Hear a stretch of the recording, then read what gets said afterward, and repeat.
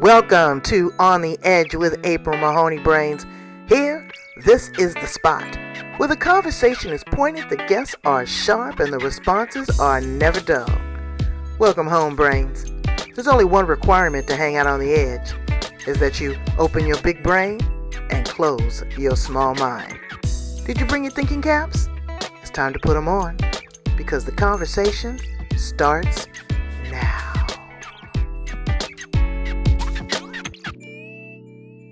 Welcome to On the Edge with April Mahoney Brains. How you doing? You're at your favorite spot, the best podcast on the planet. You're here with me and Charlotte Franklin. We're in Colorado today. I know, I'm going to ask her how the weather is. I'm going to ask her, is she a football fan? I'm going to ask her about her real estate entities. She started as a realtor. She progressed up to a broker, and now she is about to bring on other brokers, coach them, and expand her business. Real estate is tough. I asked my girlfriend, how's the real estate market? She said, interesting. There's one thing that you'll never get, Brains, is you'll never get any more land. So she's going to give us some strategies and some tips on how we can position ourselves. You know, that's the American dream, is to own a house with a picket fence. But it's tough now between interest rates and the amount of mortgages. But you can leverage that if you're smart. So she's going to tell us all about that. How you doing, Miss Charlotte? I'm doing good, April. How are you today? Good. Them earrings are wearing me out, girl. I know you're an earring entrepreneur. I mean, a connoisseur. I am. I got these in Mexico. Oh, they're beautiful. They're beautiful. So tell my Brains a little bit about you and how you show up in the world. Okay. Well, Brains, thank you so much for having me today. I show up in the world in service. I really do love other people. I want to make sure that everyone has a chance in this world. And I'm an advocate for people. So that's something I really appreciate about working in the industry of real estate, is being able to help others and be in service. You know, that's one of the biggest investments that you will ever make, is a piece of property. And there's so much emotion involved in that. A lot of people don't think about that. Oh, I'm just going to get a house. But no, you got to think of the school district. You got to think of the potential taxes. You got to think about how close it is to a grocery store. If that's what you want, you know, are you looking for land? Because these millennials, they're not looking for that. They want these little tiny houses. But even if with a tiny house, you still need a plot of land to put it on. What are you finding is going on in the real estate industry there in Colorado? Well, here in Colorado, I do see younger generations, millennials. They're younger than me, and I'm an X, wanting smaller properties.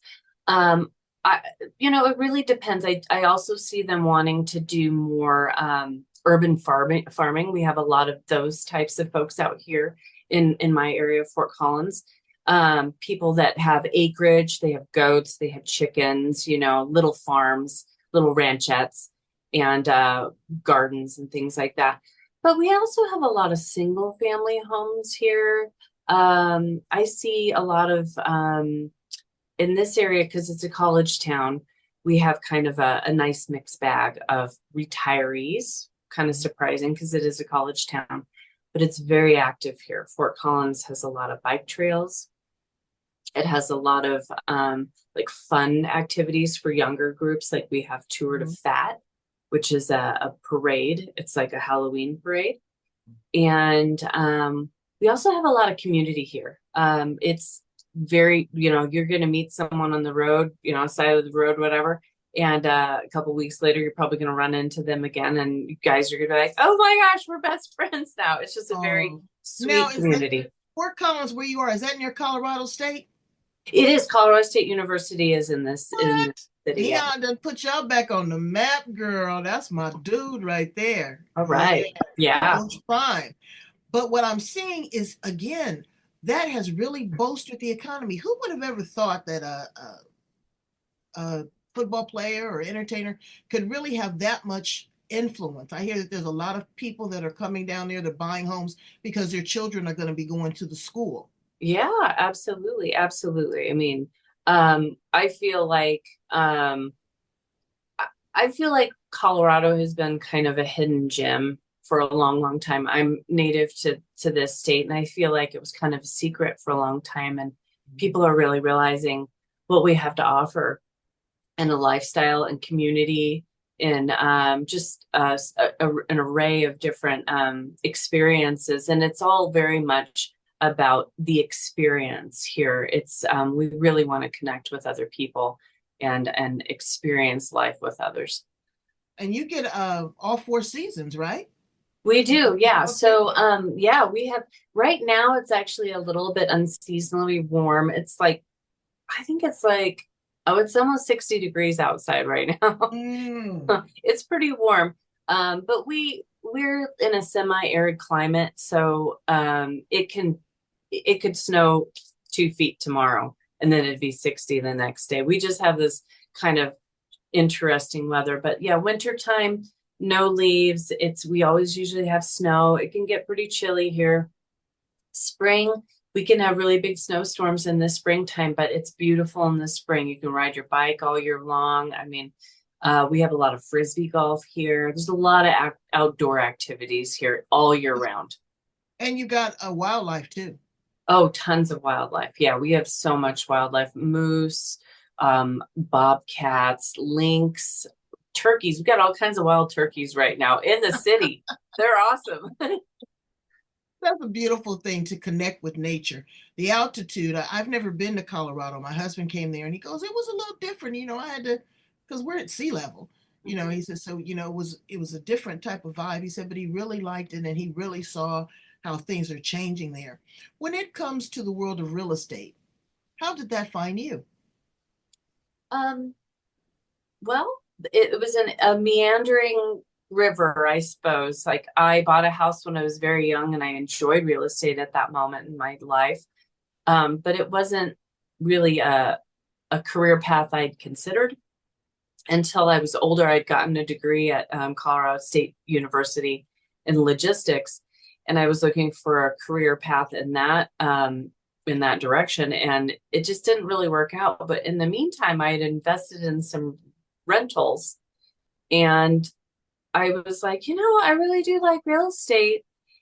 And I found, the thing that's so awesome about it is working with people. I get to work with so many different human beings. And what we kind of spoke about before is just not realizing how much a home supports you and your family once you are in it in all aspects of your life. Like, and seeing the joy of people being able to experience that for themselves, the support that the home could give them. So Well, give I us fell some in love. encouragement on how we can support. I don't know what is the average home going for there in Colorado.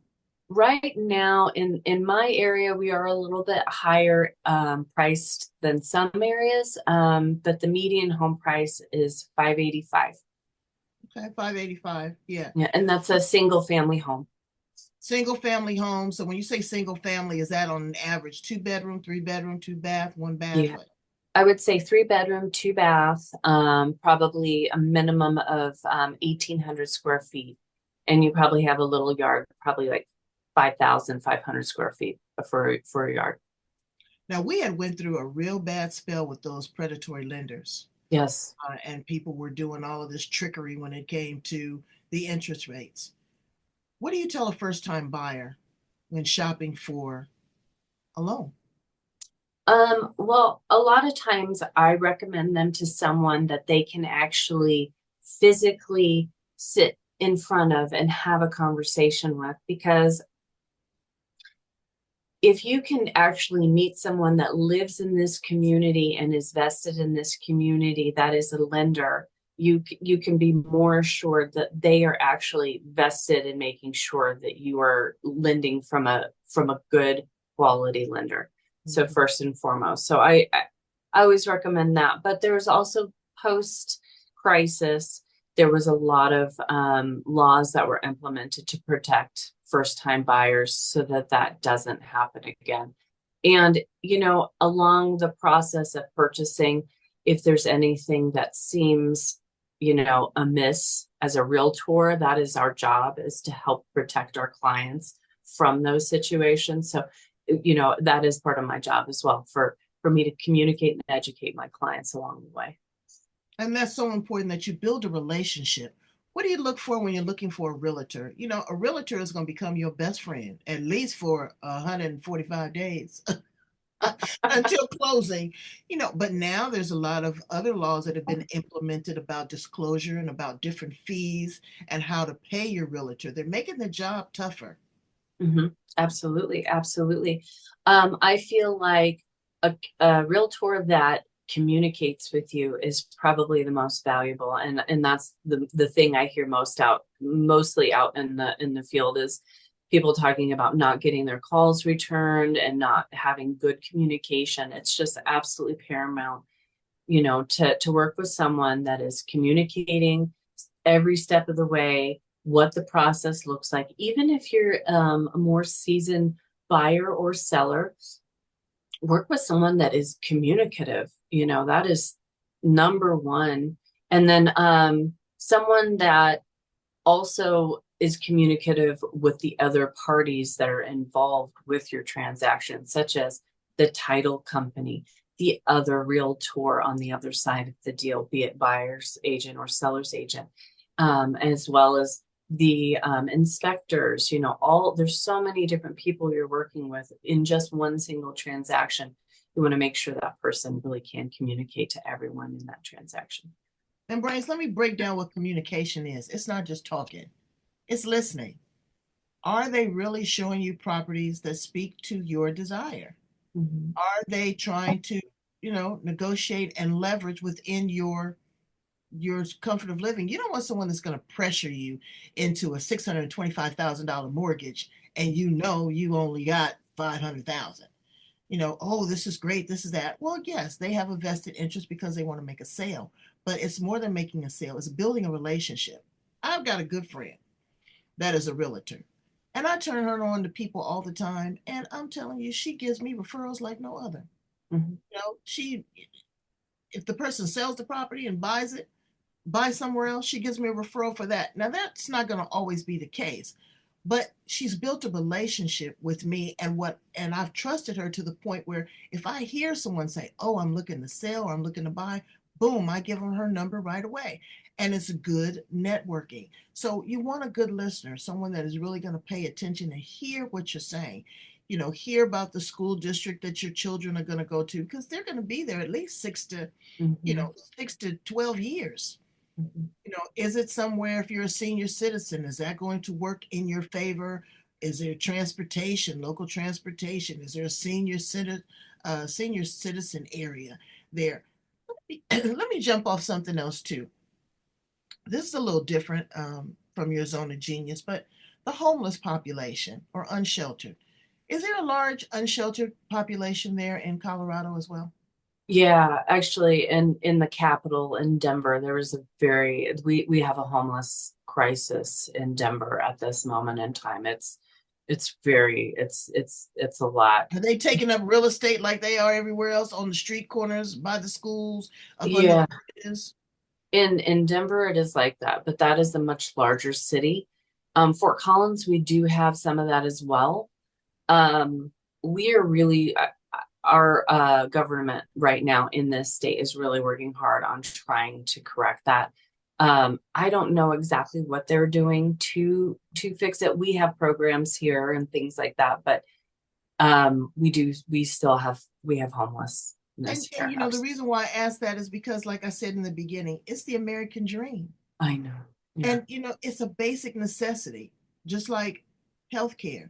You Hmm. need a roof over your head. And I Hmm. look at the unsheltered, how they have to figure out water, how they have to figure out to use the restroom, where they're going to sleep when it rains, how are they going to have a decent meal. It's awful. And so many people are being put out of their homes because they can't afford rent. Hmm. Forget the fact that they are even trying to purchase a property. These renters are really absorbing the brunt of all of this. They say making a $50 increase on someone's rent can be the difference from them being able to stay and having to go. Absolutely. Do you Absolutely. deal with rentals as well, rental properties? I do. And the thing that I love about the community that I live in is Fort Collins is very, very heavily their laws really heavily are weighted more towards renters than it is landlords, because they recognize state of Colorado, for the most part, any kind of like real estate transaction will always favor the party that could be harmed the most. So buyers could be harmed the most. So the contract is written for them. Same with this community specifically. Tenants can be harmed by landlords being slumlords. And so they just implemented a registration program for anyone that's a landlord in the city. And it's a mandatory thing that we have to sign up for. I think it's great because it helps kind of zone in on anyone that is just making money off of people that are impoverished or struggling and not fixing the property and things like that. So we do have some things going on here that are kind of cool, that are more renter friendly. We've had, we have our problems too.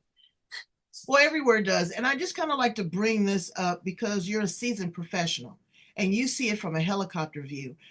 I was going to purchase some property in another state, but I was a little apprehensive because I'm not there to watch it.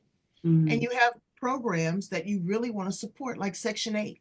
mhm. You want to give people the benefit to partner with the government to pay the rent, but you still have to watch the property. Yeah. And then I look at it from a property owner perspective. I understand rent control, but it's tough.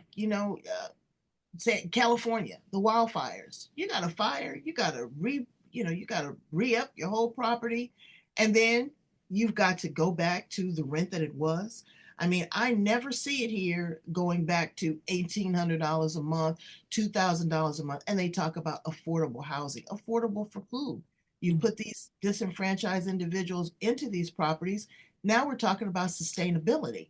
Are mhm, they going to be able to be there 6 months, a year, five mhm, years? It used to be people never moved. Now mhm, they're always moving. What mhm. do you say to a person that wants to be a real estate investor? How do you encourage them?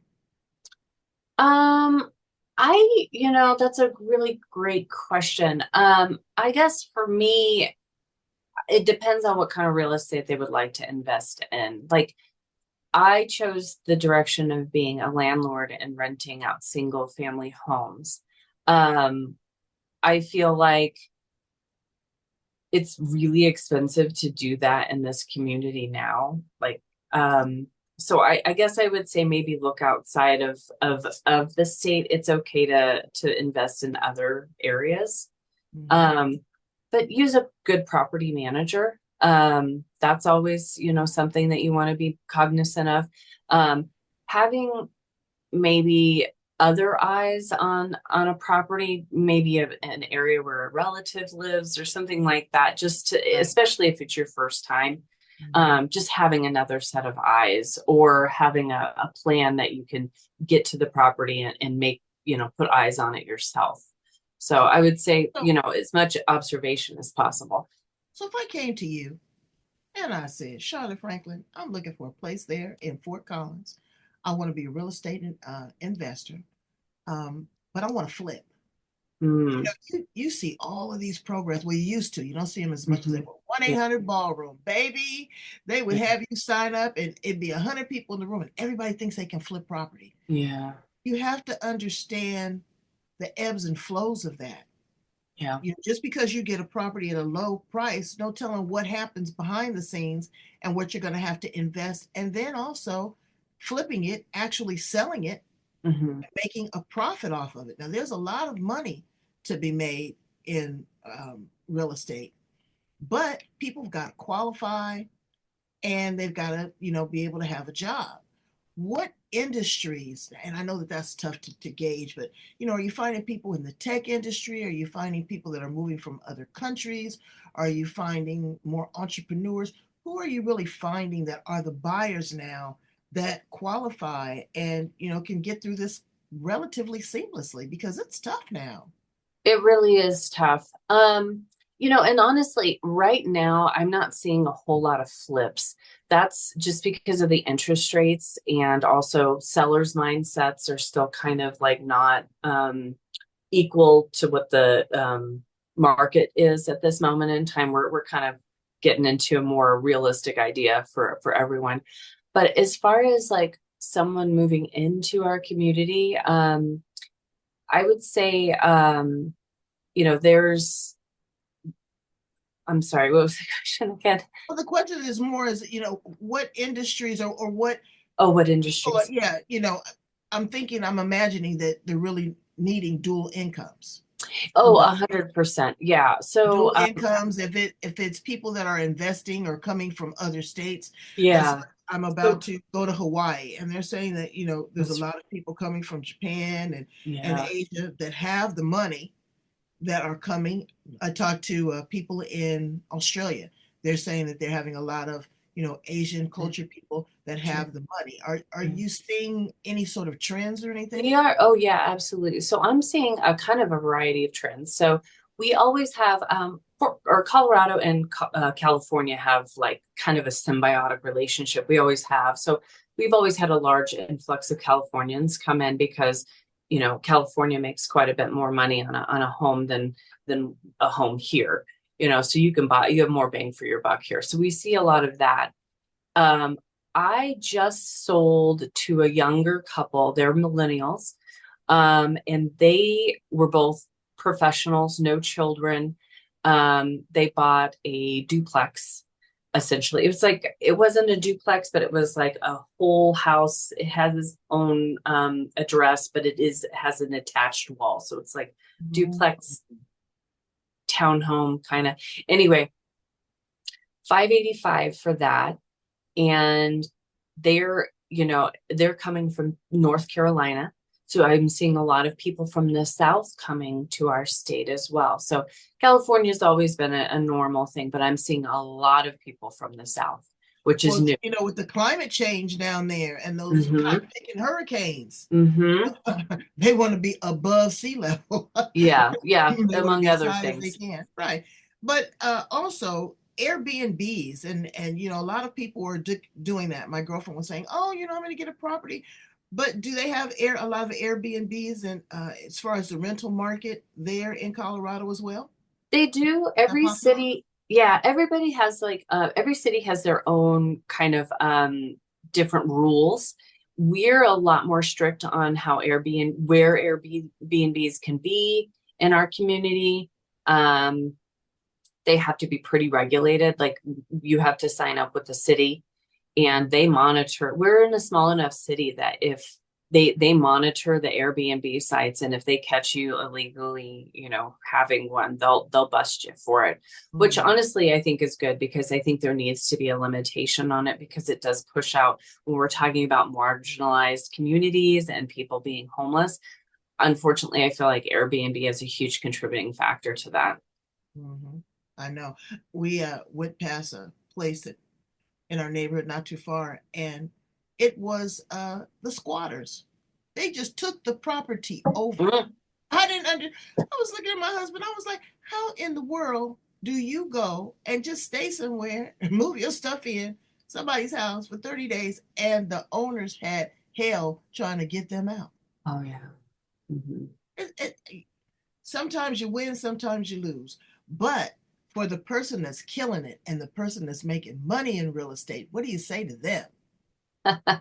Well, if they're killing it and they're like making money and I mean, good for them. I hope that they're just, hitting, doing everything that they really were hoping for in their lives, but it's an interesting time in real estate right now. I don't know if there's, See, there's that it's word again. yeah. Interesting. Yeah, it is.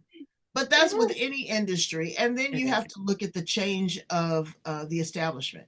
You're Yeah. worried about what is our next, president going to do? How is that going to affect the Federal Reserve? Are they Mhm. going to cut interest rates? I know we bought a place, and 2 year we bought a place, but 2 years before the interest rate was 2%. Girl, I don't foresee that for a long, long time.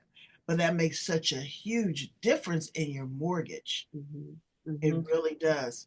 So tell me Absolutely. about your coaching, and you are bringing on new, well, let's dial back a little bit. What is the role and responsibility of a broker?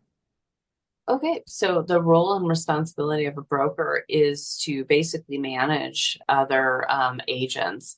So, just me by myself, I've been in this career path for nearly 11 years at this point. So, I do all of my own paperwork. So I would be managing other people's paperwork, making sure that they are in compliance, help them with any issues that they might have out in the field, because every deal of real estate is a unique experience.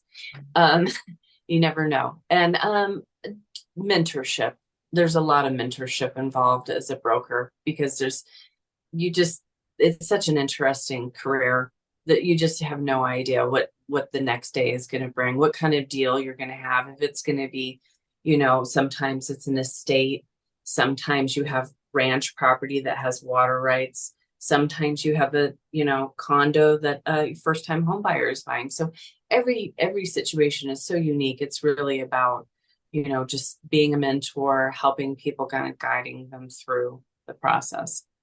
Now, you said mentor. I want to dive. Mentoring and coaching, they're parallel, but they also have a little different flavor.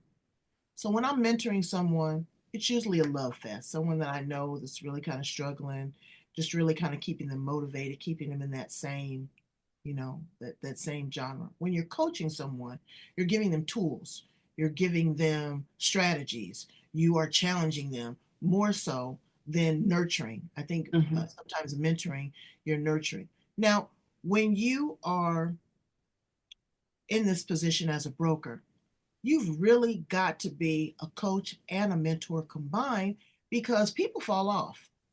You let that first deal fall out of escrow. Oh, Mhm. they got the sad face. And Mhm. then they don't get a listing for 2 months or 3 months. Mhm. Or they get a listing and they have to pay their realtor fees.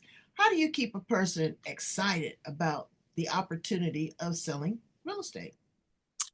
Well, I mean, it all really does start with like your daily mindset. You really do. I feel like having best practice of, you know, giving yourself some free time, spending time with your family, um, understanding why you're in the business of real estate. What is your why? Do you have a family? Do you have dreams that you want to move forward with? And so just really trying to keep that in focus. Um, I love doing dream boards. And I always encourage people that I've worked with to do dream boards, even friends, just because it's a reminder of your dreams, and not to get just bogged down in all that, you know, daily grind stuff. Mhm. And if you sell to value, like I said, and you build strong relationships, the money will come. Mhm. Like again, my girlfriend, she doesn't have to advertise because people are bringing her business. Mhm. They, it's the know, like, and trust. They're passing the sniff test, brains. That's very important that, a person has integrity. And the fees are what they are, and they deserve that. A realtor is a 24-hour gig. You may think it's 8 to 5, but it's not 8 to 5. If they want to see that property on Sunday afternoon and the owners aren't there, you go out on Sunday afternoon. You're out there to meet the inspector if the client is not out there to meet the inspector. You're looking at the walls to see if there's any water damage so that you can advise your potential owner, hey, there might be something that we need to look into. You're also negotiating and leveraging and saying, hey, look at the comps in this area, and maybe you're paying a tad bit too much, or this is a great deal, you're getting it under market value. See, I should be one of your students, honey. Mhm. Mhm. But You're educated. yeah, but you have to educate yourself and take your time. You don't Mhm. have to rush to do these things. This Mhm. is a big investment. So let's ask you some fun questions, okay? I heard that you just came back from a fabulous vacation in Mexico. What was the most interesting or entertaining thing you did while on holiday? Oh, Mexico. Well, yeah, we went to Puerto Vallarta, Mexico, my husband and Mm-hmm. I. It was our honeymoon, essentially. Ooh. Um, gosh, there's so many good, the food in Puerto Vallarta. It is just absolutely just top notch. Everything. There was nothing that we ate that we didn't just absolutely love. Mm. Every bit of food was better than the next. It was street tacos. We did street tacos the whole time. It's like 22 pesos for a, what was it? Tacos El Pastor with like a little piece of pineapple on it. Oh, it was so Mm. good. Yeah. So we loved the food. The food was amazing. The people are amazing. I love the art there in Puerto Vallarta. They've got some beautiful cathedrals Mhm. there that you can go in, and the artwork. There's really a lot of history there Mhm. with the indigenous native Mhm. people of Mhm. Puerto Vallarta. So if you get a chance, go to Mexico. If you were an appliance in the kitchen, Charlotte, what appliance would you be? The dishwasher. Why would you be the dishwasher? Because it's working all the time. I know, I know. It's one of my favorite appliances to use. I'll be the refrigerator. Okay. I just want to sit somewhere and chill. Okay. If real estate was not your zone of genius, what other career path would you might have taken? Well, my degree is in logistics, actually. So I was actually considering doing logistics. I actually started in that path. So I would consider that. The cool thing is though is that real estate basically has a lot of logistical components to it. So Hmm. I don't really foresee me ever trying to find a different job, because this is I've been doing this for 11 years and I am not tired of it. It is such a Wow. great, rewarding. I don't ever other jobs I had in the past, I'd be like, oh, 2 years. I'm like, I'm so bored. You never get bored in real estate. There's always Okay, something new going on. Keeps you good. on your toes. Now you said you just got married. Mm-hmm. Mm-hmm. What is one of your favorite things about your new husband? Oh, my husband. He is possibly one of the kindest people I've ever known in my life. He's just a kind soul, a good dad. He's just a wonderful person, and I really appreciate that. He's really considerate of other people. That's important. I've been married 40 years, and I looked at that too. And I also looked at how he treated his mother. Mm-hmm. That's a key indicator of how he looks at women. It's how they treat their mama. Uh-huh. Is good. And being a good parent. If you were a car of all things, what kind of car would you be? Oh, gosh, probably like a Toyota Camry.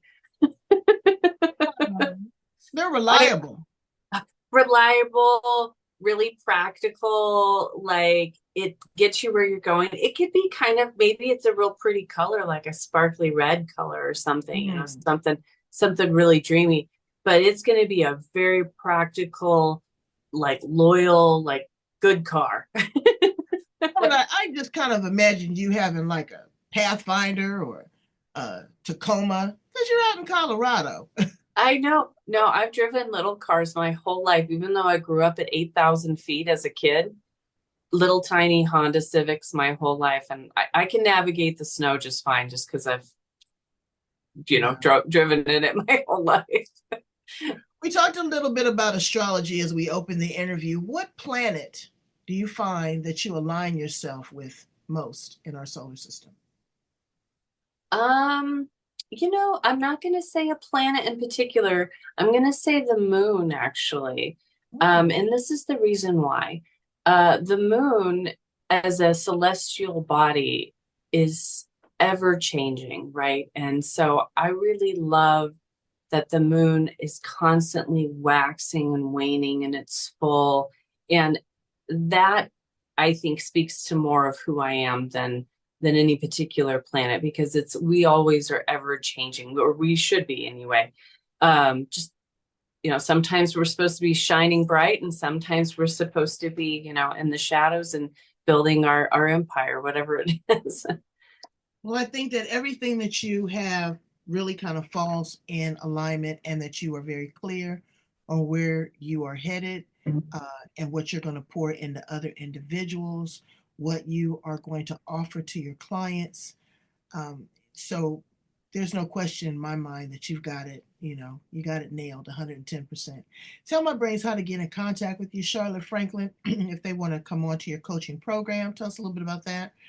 And also, if they want to work with you, if they're looking to buy a piece of property in Fort Collins, I might come in Airbnb and take a look at it, and you take me around and Oh, I'd love encourage that. me to sell. I'd love that. I love that. That's one of my favorite things to do is new people come into my community. I'll take you to all the small little local places. The best way to get a hold of me is email at charlotte@charlottefranklin.com.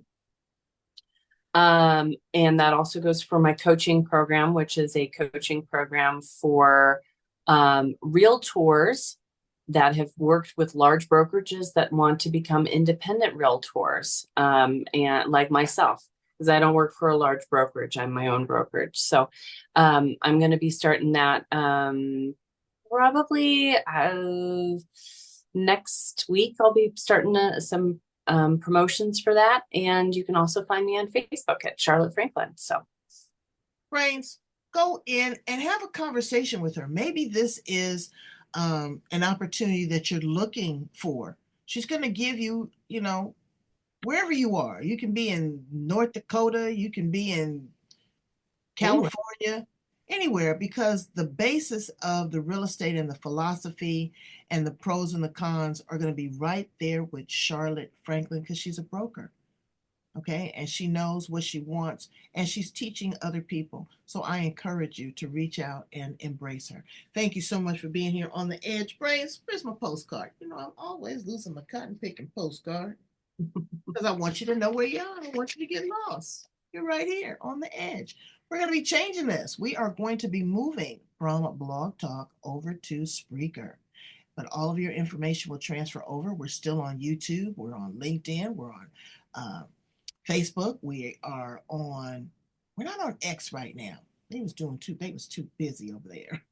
So we got to chilled out on that, but we are all over the place on about 20 different outlets when it comes to Audible. I'd love for you to go in, get an education. My guests are always willing to consult with you. I expect from my guests also to follow up on those love, likes, and shares because those are people that have invested time in watching your interview and listening to what you had to say. So we're going to reciprocate. We're going to reach out to you as well. Thank you so much. You are the best, Charlotte Franklin. thank you. All right. Have a good day, Brains.